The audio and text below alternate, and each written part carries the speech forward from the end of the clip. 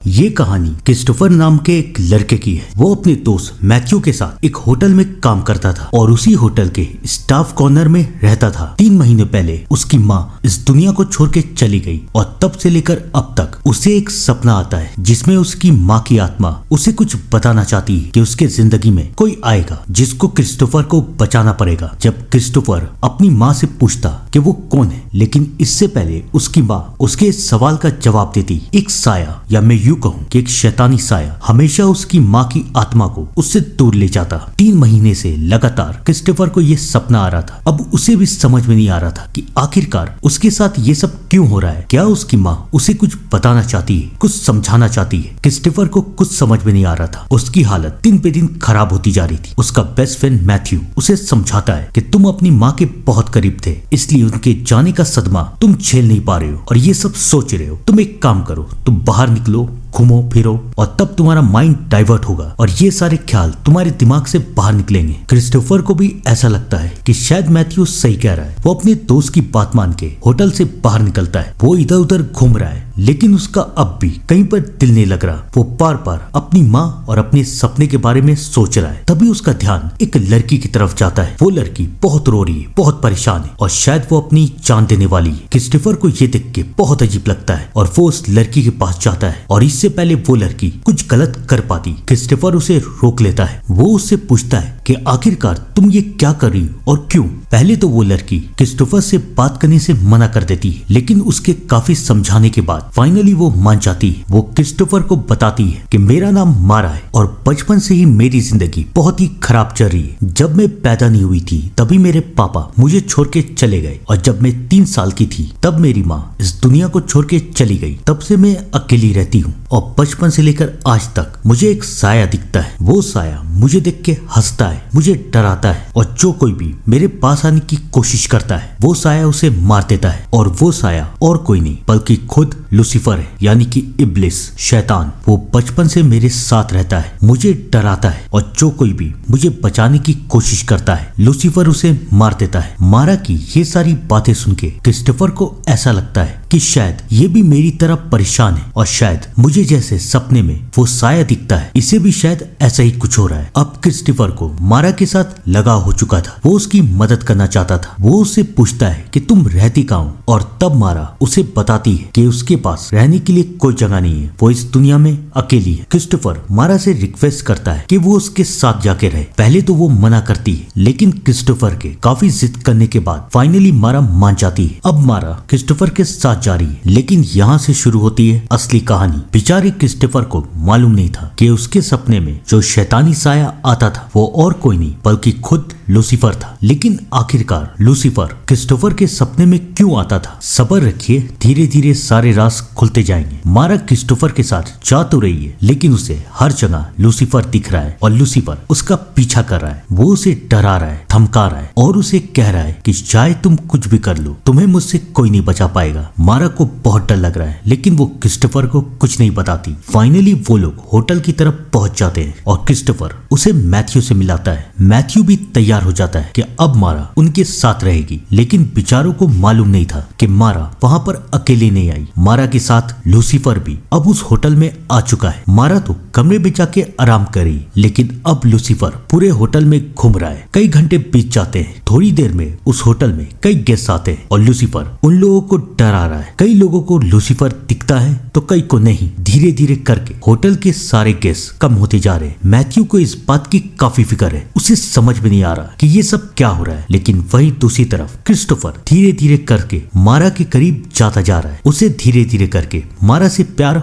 होता जा रहा है। कई दिन बीत जाते हैं, लेकिन अब भी मारा की हालत वैसी की वैसी ही डरी सहमी से रहती है और जब क्रिस्टोफर उससे बात करने की, उससे कुछ पूछने की कोशिश करता है तो मारा उसके कोई भी सवाल का जवाब दे नहीं पाती। वो बस यही कहती है कि लूसीफर मुझे देख रहा है, वो मुझे मार देगा। क्रिस्टोफर को कुछ समझ में नहीं आ रहा कि ये सब क्या हो रहा है। कई दिन बीत जाते हैं, लेकिन एक रात क्रिस्टोफर के सपने में एक बार फिर से उसके माँ की आत्मा आती है और वो क्रिस्टोफर को एक औरत के बारे में बताती है जिसका नाम है हिल्डा। वो उसे बताती है कि हिल्डा आत्माओं से बात कर सकती है और शायद वो तुम्हें समझा पाए कि मैं तुम्हें क्या बताना चाहती हूँ। एक बार फिर से ये सपना देखने के बाद क्रिस्टोफर फाइनली हिल्डा के पास जाता है। हिल्डा जो कि सच में आत्माओं से बात कर सकती थी। दूर दूर से लोग उससे मिलने के लिए आते थे और हिल्डा उनके मरे हुए रिश्तेदार का मैसेज उन लोगों को देती। आज भी कुछ ऐसा ही हो रहा था। हिल्डा वहाँ पर आए हुए सारे गेस्ट से बात करती है। सबसे पहले वो एक औरत से बात करती है और उसे बताती है कि आपके पीछे आपकी बेटी है जो कि इस दुनिया से तो जा चुकी है, लेकिन वो आपको ये मैसेज देने आई है कि आप उसे याद करके अपनी तबीयत को खराब ना करें, रोए ना, अपना ख्याल रखें। और उसके बाद हिल्डा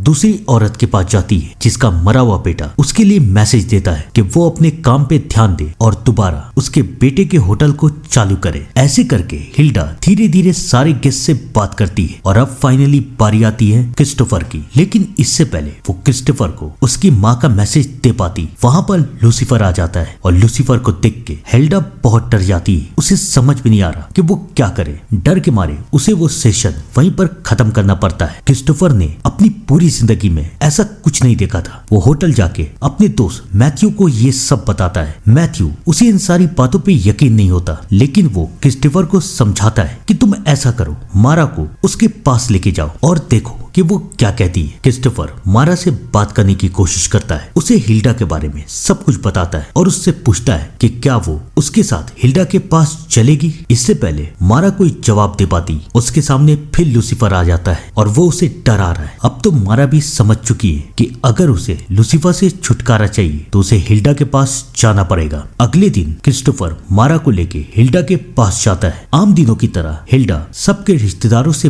बात कर रही है, सबकी आत्माओं का मैसेज उनके रिश्तेदारों को दे रही। और अब बारी आती है मारा की। लेकिन आज भी वैसा ही होता है जैसा उस दिन हुआ था। मारा के पास लूसीफर को देख के हिल्डा फिर डर जाती है। उसे समझ में नहीं आ रहा कि वो क्या करे और मारा भी वहाँ से भाग जाती है। क्रिस्टोफर मारा को रोकने की बहुत कोशिश करता है, लेकिन मारा उसे समझाती है कि उसकी मदद कोई नहीं कर सकता और वो वहाँ से भाग जाती है। क्रिस्टोफर मारा को हर जगह ढूंढता है, लेकिन वो कहीं नहीं है, ना होटल में ना कहीं और। एक दिन बीत जाता है और मारा का कोई पता नहीं चला। मैथ्यू क्रिस्टोफर को समझाने की कोशिश करता है कि मारा को भूल जाओ, लेकिन अब बहुत देर हो चुकी है। क्रिस्टोफर को मारा से प्यार हो चुका है और उसे इस बात का यकीन है कि उसकी माँ सपने में जो उसे कहती थी कि तुम्हारी जिंदगी में कोई आएगा और तुम्हें उसे बचाना पड़ेगा, वो और कोई नहीं बल्कि मारा ही है। कई दिन बीतने के बाद फाइनली मारा उसे मिली जाती है और मारा उसे सब कुछ बता देती है कि उसके पीछे लूसीफर पड़ा है और लूसीफर ने उसे धमकी दी है कि आने वाले कुछ दिनों में वो उसे मार देगा। क्रिस्टोफर मारा को समझाने की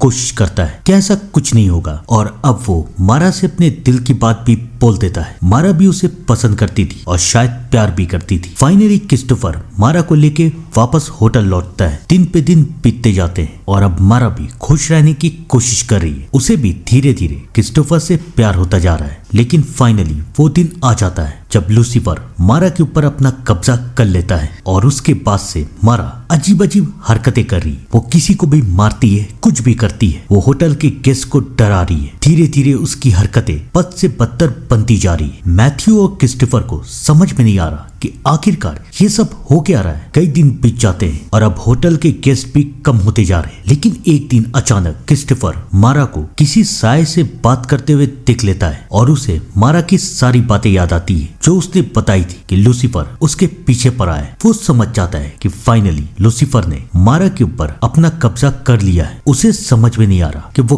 क्या करे। इस हालात में उसकी मदद सिर्फ एक ही इंसान कर सकता है और वो है हिल्डा। क्रिस्टोफर हिल्डा के पास जाता है, उससे मदद मांगता है, लेकिन हिल्डा जो कि पहले से काफी डरी हुई वो मना कर देती है। वो क्रिस्टोफर को समझाती है कि वो लूसीफर से लड़ नहीं सकती, लेकिन फाइनली क्रिस्टोफर के काफी रिक्वेस्ट करने के बाद हिल्डा मान जाती है। अब क्रिस्टोफर, हिल्डा और मैथ्यू मारा के पास जाते हैं, लेकिन अब बहुत देर हो चुकी है। लूसीफर पूरी तरीके से मारा पे अपना काबू कर चुका है। मारा उन लोगों को मारने की कोशिश करती है। किसी तरीके से हिल्डा मारा को रोकती है और अब फाइनली लूसीफर सबके सामने आ जाता है। वो हिल्डा को बताता है कि मारा की माँ मेरी पूजा करती थी और उसने मुझसे वादा किया था कि मारा जब 25 साल की हो जाएगी तो मैं मारा को अपने साथ ले जा सकता हूँ। और अब मारा 25 साल की हो चुकी है और आज मैं उसे अपने साथ लेके जाऊंगा। एक तरफ लूसीफर था जो कि मारा को मारना चाहता था और दूसरी तरफ हिल्डा और क्रिस्टोफर जो कि उसे